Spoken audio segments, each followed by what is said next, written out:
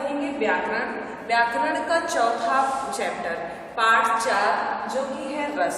सबसे पहले हम ये जानेंगे कि रस से या किसी भी पार्ट से कितने प्रश्न हमारे बोर्ड एग्जाम में आते हैं। तो हमारे प्रत्येक चैप्टर से प्रत्येक पार्ट से 4 नंबर का प्रश्न आता है और चारों प्रश्न बहुविकल्पीय प्रश्न होंगे। ठीक, तो रस इसको पढ़ेंगे, इसमें से भी 4 नंबर का ही प्रश्न आएगा। चारों प्रश्न कैसे होंगे? बहुविकल्पीय होंगे।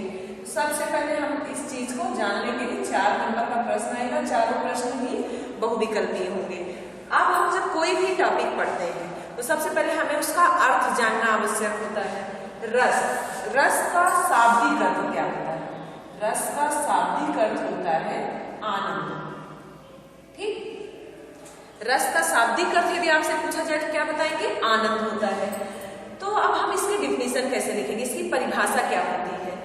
साहित्य को पढ़ते समय, लिखते समय या देखते समय हमें जिस आनंद की अनुभूति होती है उसे ही हम रस कहते हैं।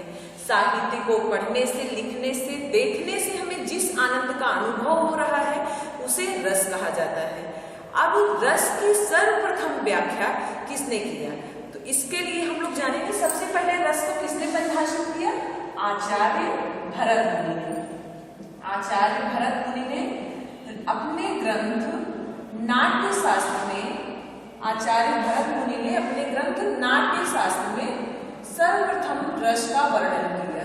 उन्होंने रस से संबंधित एक सूत्र दिया।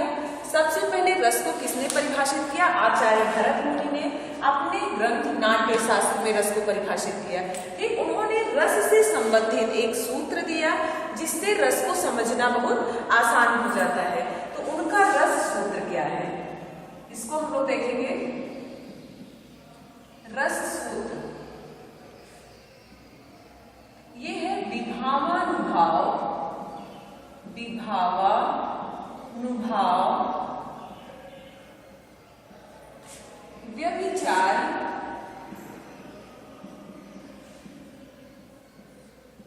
संयोगा, रस निष्पत्ति, संयोगा रस निष्पत्ति, ये है आचार्य भरत मुनि द्वारा दिया गया रस सूत्र। विभावानुभाव, व्यभिचार, संयोगा, रस निष्पत्ति।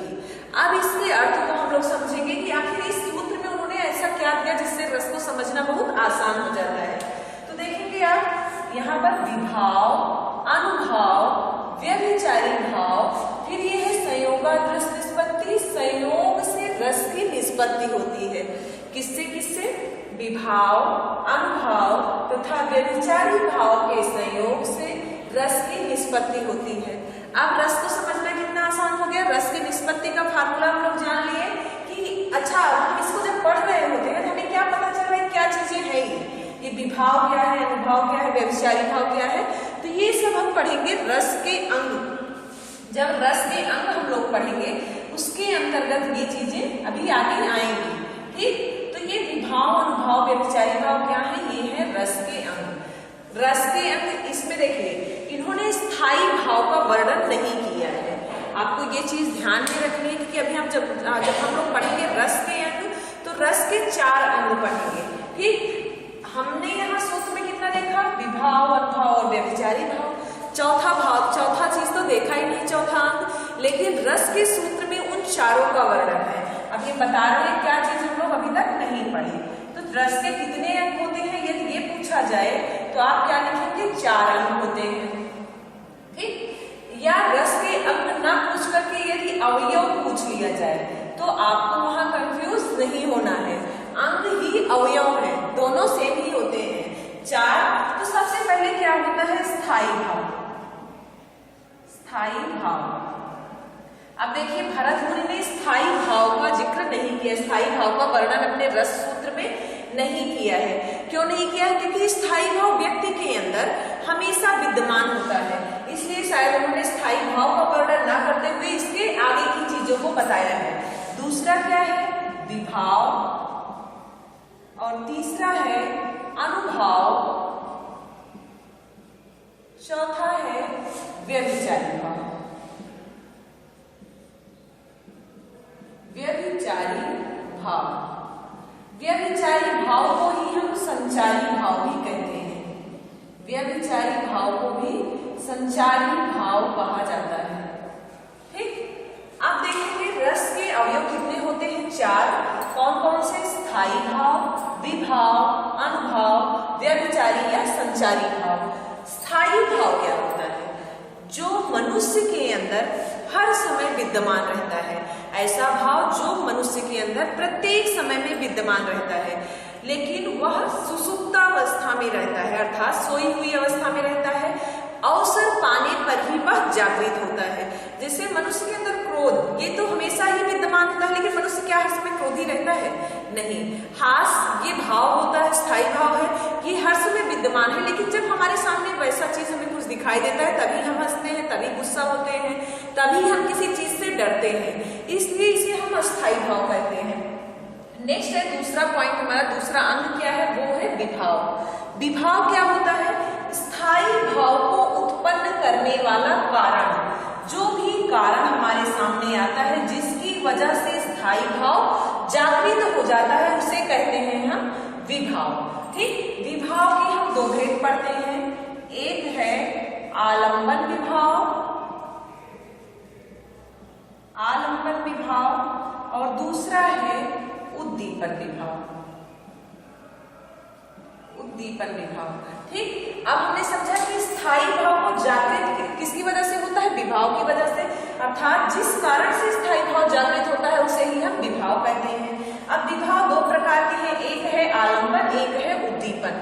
आलंबन में क्या क्या चीजें आती हैं? जैसे विषय, पात्र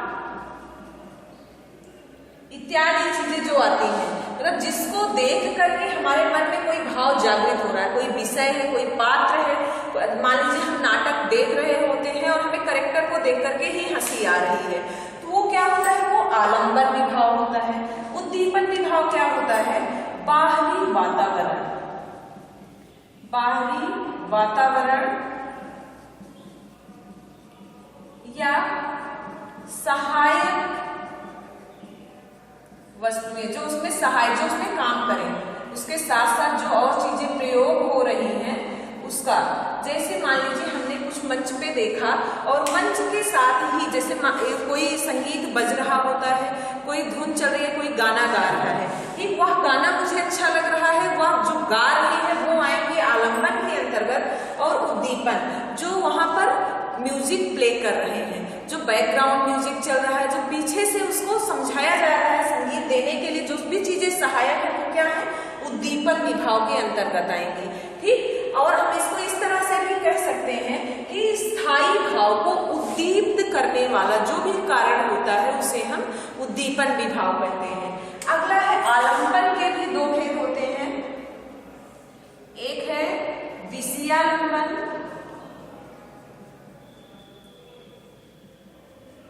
दूसरा होता है आश्रयालंबन, आश्रयालंबन। ठीक, विषयालंबन क्या है? विषयालंबन जो हमारे सामने विषय होता है, जो हमारे सामने कैरेक्टर होता है, जिसको देखकर मनुष्य के अंदर कोई भाव उत्पन्न होता है, जिसको देखकर, आपको ये चीज ध्यान रखनी है, जिसको देखकर मन में भाव प्रकट हो उसे विषयालंबन, और जिसके हृदय में कोई भाव उत्पन्न हो रहा है उसे आश्रयालंबन। ठीक, मान लीजिए हमारे सामने कुछ ऐसा चीज हो रहा है जिसको देख करके हमें क्रोध उत्पन्न हो रहा है, तो हमारे सामने की जो घटना है वह क्या होगी? वो विषयालंबन के अंतर्गत आएगी। और जिसके मन में वो हो रहा है, मान लीजिए मेरे मन में क्रोध उत्पन्न हो रहा है, तो मैं क्या होंगी? आश्रयालंबन। इस चीज को आपको ध्यान में रखना है कि ये विषय के प्रति जिसको देख करके व्यक्ति के अंदर कोई भाव उत्पन्न हो रहा है वो विषयालंबन, और जिसके मन में उत्पन्न हो रहा है वह आश्रयालंबन होता है। ठीक, हम लोगों ने देखा कि रस का दूसरा अंग था विभाव। विभाव जो कि स्थायी भाव के उत्पन्न होने का कारण था। विभाव के 2 भेद, आलंबन और उद्दीपन। आलंबन के अंतर्गत विषय पात्र, उद्दीपन बाहरी वातावरण या सहायक चीजें। आलंबन के भी 2 भेद, विषयालंबन और आश्रयालंबन। जिसको देख करके हमारे मन में भाव जागृत हो वो विषयालंबन, और जिसके मन में भाव जागृत हो वो आश्रयालंबन होता है। अगला आता है अनुभव। अनुभव, इसके अंतर्गत क्या चीजें आती है? अनुभव का अर्थ होता है शारीरिक चेष्टाएं। देखिए जैसे मान लीजिए हमने कुछ चीज देखा और हमें हंसी आ गई, ठीक, तब हम वो क्या होगा, हमारा अनुभव होगा।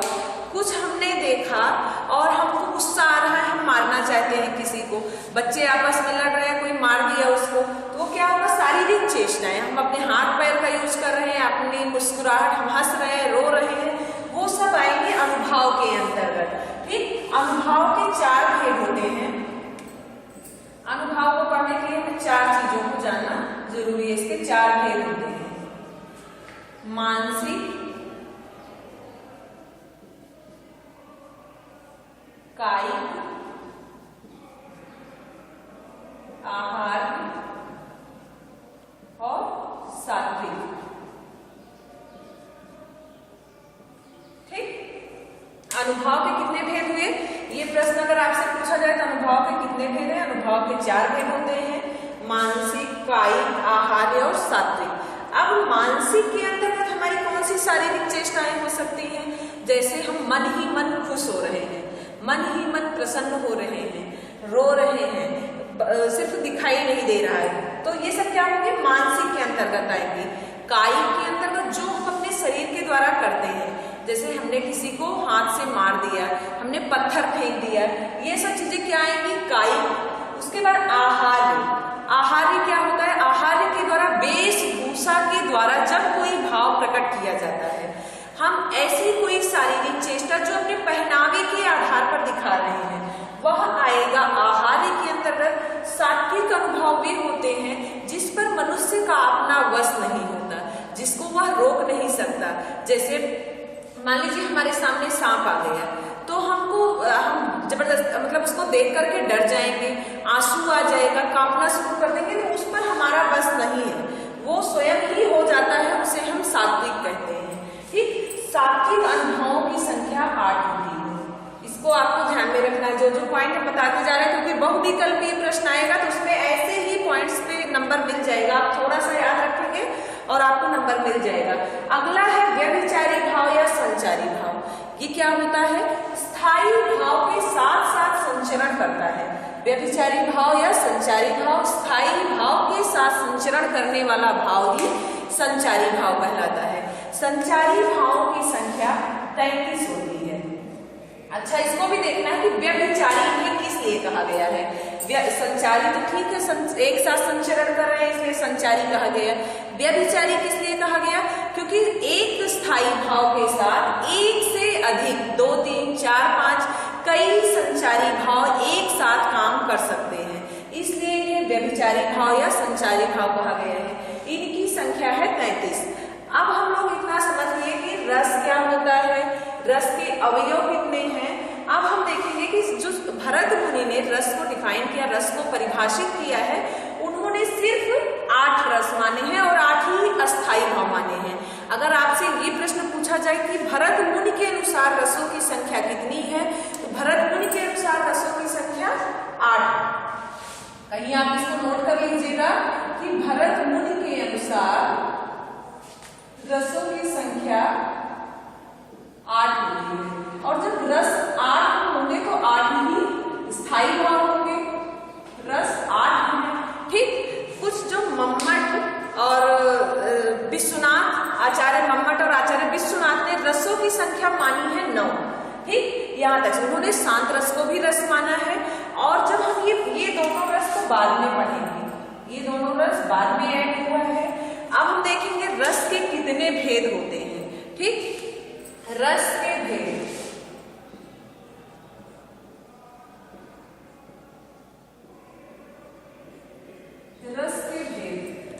रस के कुल 9 भेद हैं। ठीक, रस के 9 भेद हैं, लेकिन भरत मुनि के अनुसार रस 8 हैं। 8 ही रस के स्थायी भाव हैं। उन्होंने किस रस को अपने रस सूत्र में स्थान नहीं दिया है, अपने नाट्यशास्त्र ग्रंथ में किस रस को नहीं माना है। तो अगर ये प्रश्न पूछा जाए तो आप लिखेंगे शांत रस। ठीक, भरत मुनि ने किस रस को अपने नाट्यशास्त्र में स्थान नहीं दिया है, तो शांत रस। उनके अनुसार रसों की संख्या कितनी होती है? 8 होती है। स्थायी भाव कितने होते हैं? 8 होते हैं।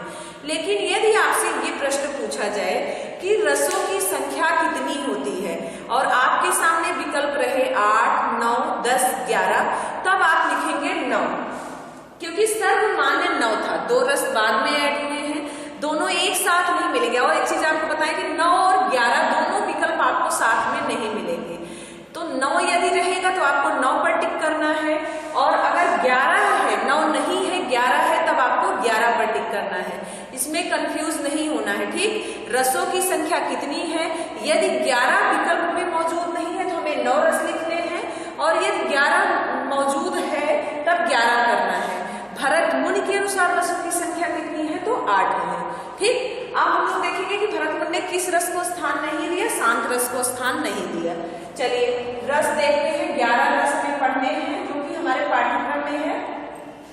पहला है श्रृंगार, दूसरा वीर, हास्य, करुण, अद्भुत, बीभत्स, रौद्र, भयानक, शांत, वात्सल्य और भक्ति रस। जितने रस पढ़ेंगे उतने ही हमको स्थायी भाव पढ़ना है। तो सबसे पहले एक का देखेंगे। श्रृंगार रस का स्थायी भाव क्या है, रति होता है। वीर रस का स्थायी भाव क्या होता है, उत्साह होता है। हास्य रस का स्थायी भाव हास, करुण रस का स्थायी भाव शोक, अद्भुत रस का स्थायी भाव विस्मय या आश्चर्य, विस्मय या आश्चर्य। इसके बाद है बीभत्स रस का स्थायी भाव जुगुप्सा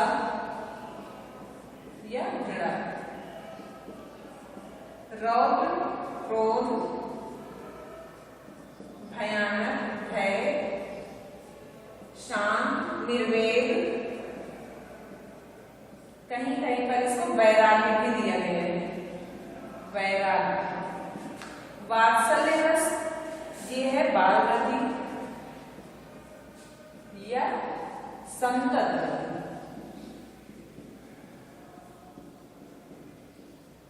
अगला है भक्ति रस। ईश्वर विषयक रति, ईश्वर विषयक रति या भगवत रति।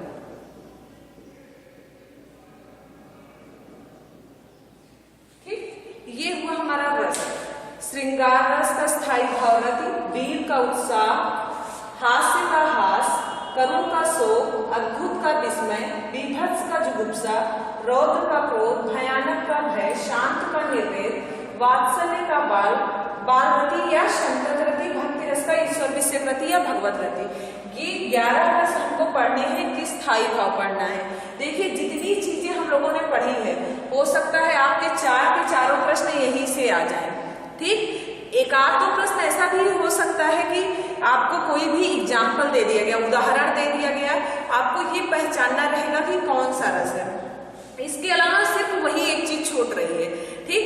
बाकी चीजें आपकी इसी में कवर हो गई हैं। सबसे पहली बात हम देखेंगे रस का अर्थ क्या होता है, आनंद। आचार्य भरत मुनि ने सबसे पहले उल्लेख किया अपने किस ग्रंथ में, नाट्य शास्त्र में। उन्होंने रस सूत्र दिया। रस के कितने अंग होते हैं, 4 अंग होते हैं। उसके बाद यहाँ पर है अनुभाव की संख्या कितनी होती है, 8 होती है। विभाव कितने प्रकार के होते हैं, 2 होते हैं। आलंबन विभाव कितने प्रकार का है, 2 है। संचारी भाव की संख्या कितनी है, 33 है। भरत मुनि के अनुसार रसों की संख्या 8 मानी गई है, बाकी रसों की संख्या 11 है, ठीक। विकल्प में 11 मौजूद ना होने पर आप 9 पर टिक करेंगे, और यदि 9 नहीं है 11 दिया गया है तब 11 लिखना है। हमें इसको स्थायी भाव को अच्छे से याद कर लेना है। अब हम देखेंगे कि डिफिनीशन किस तरह बनानी है, ठीक। डिफिनीशन बनाने के लिए हम एकदम आसान सा तरीका प्रयोग करेंगे। जैसे अभी हम लोगों ने पढ़ा विभाव, अनुभाव, व्यभिचारी भाव के संयोग से रस की निष्पत्ति होती है, ठीक। हमने ये चीज देखा, तो अब हम इसको देखेंगे थोड़ा सा इरेज करके। एक आपको बता रहे हैं, आप अपने आप डिफिनीशन सारी बनाना खुद सीख जाएंगे। देखिए जैसे हमने पढ़ा विभाव, अनुभाव तथा संचारी भाव के संयोग से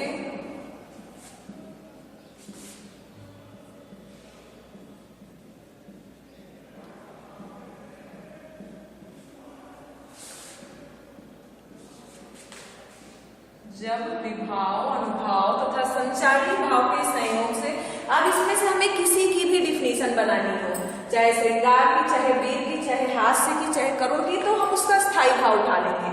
ठीक, मान लीजिए हमें श्रृंगार रस का डिफिनेशन बनाना है, श्रृंगार रस की परिभाषा लिखना है, तो बस इसी के साथ में ऐड कर देना है। जब विभाव, अनुभाव तथा संचारी भाव के संयोग से रति नामक स्थायी भाव की उत्पत्ति होती है, स्थायी भाव की उत्पत्ति होती है,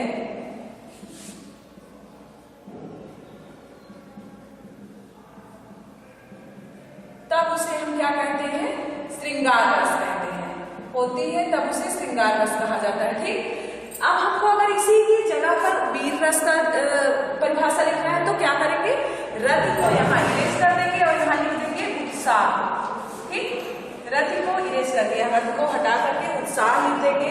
यदि हमें हास्य रस का बनाना है तो हास को यहाँ उत्साह को हटा करके हम हास लिख देंगे। करुण रस का बनाना है तो शोक लिख देंगे। बस हमें क्या करना है? जब विभाव, अनुभाव तथा संचारी भाव के संयोग से यहाँ पर स्थायी भाव नामक स्थायी भाव की उत्पत्ति होती है, उसे हम रस कहते हैं। आप देखिए किस रस, श्रृंगार रस जब हम लोग पढ़ते हैं तो इसके दो भेदों को पढ़ना है हमें। श्रृंगार रस के दो भेद पढ़ने हैं, एक है संयोग श्रृंगार,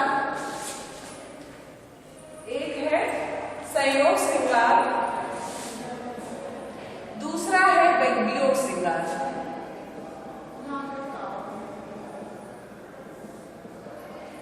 दूसरा है वियोग श्रृंगार। देखिए और एक चीज, जब हम लोग श्रृंगार रस पढ़ते हैं तो शुद्धतम रूप कभी कभी पूछ लिया जाता है। आपको आगे के लिए भी ये चीजें ध्यान रखनी है कि श्रृंगार को शुद्ध रूप में इसी तरह लिखा जाता है। ठीक, ज्यादातर लोग श्रृंगार को गलत लिखते हैं, इस तरह कर देते हैं, लेकिन ये श्रृंगार गलत है। हमेशा आप लोग ध्यान रखेंगे श्रृंगार इस तरह लिखा जाता है। श्रृंगार रस का स्थायी भाव हमने पढ़ा रति। श्रृंगार के दो भेद, संयोग श्रृंगार और वियोग श्रृंगार। संयोग श्रृंगार क्या होता है? मान लीजिए हमने सारी डिफिनेशन बना ली और हमें किसी और का भेद नहीं पढ़ना, सिर्फ श्रृंगार रस के ही दो भेद आते हैं, संयोग और वियोग। संयोग का अर्थ होता है जब नायक नायिका के मिलन का वर्णन हो तब वहां पर संयोग श्रृंगार होता है, और जब वियोग का वर्णन हो तब वहां, या बिछड़ने का वर्णन हो तब वहां पर वियोग श्रृंगार होता है। अब इससे संबंधित एक प्रश्न और बन सकता है कि किस रस को रस राज घोषित किया जाता है? किस रस को रस राज घोषित किया जाता है? तो श्रृंगार रस को रस राज घोषित किया जाता है। इस बात को भी आप लोग ध्यान रखेंगे, किस रस को रस राज घोषित किया जाता है? तो श्रृंगार रस को रस राज घोषित किया जाता है। इस तरह से हम लोग का रस 4 नंबर का प्रश्न आता है और चारों अच्छे से प्रिपेयर हो सकता है। बस इसमें जो छोटी छोटी चीजें हैं आप लोग इसको याद रखेंगे, प्रैक्टिस करेंगे। इसके बाद आता है कि इसको उदाहरण के माध्यम से पहचानेंगे कि कौन सा रस है। तो ये चीज अभ्यास आप करेंगे तभी आपको समझ में आएगा। ठीक, बाकी रस आप इतने ही पॉइंट से 4 ही नंबर का प्रश्न आना है, थोड़ा सा ध्यान देंगे, 4 अंक आपको आसानी से मिल जाएंगे। धन्यवाद।